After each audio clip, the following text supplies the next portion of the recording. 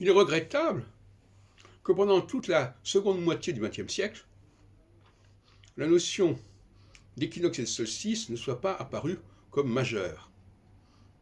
Jean-Pierre Nicolas, par exemple, nous parle d'un zodiaque photopériodique, avec effectivement, il parle des équinoxes et solstices, mais il ne pense nullement à réduire le système à non seulement aux quatre saisons, mais même de s'apercevoir qu'il est souhaitable de considérer le printemps et l'automne comme étant une même structure, et l'hiver et l'été comme étant une même structure.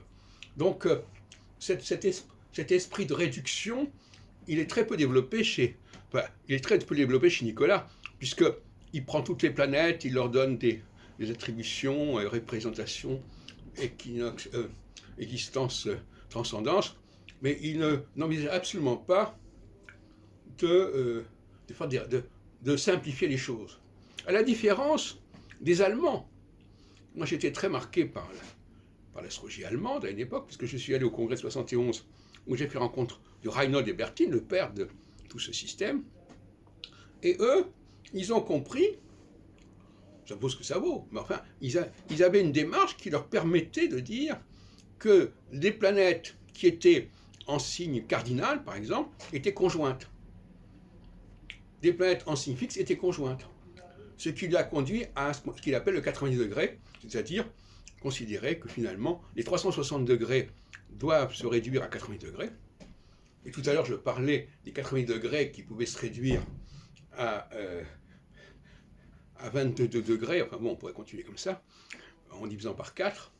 Mais l'astrologie allemande a compris la nécessité d'une astrologie minimale, d'une simplification de l'astrologie.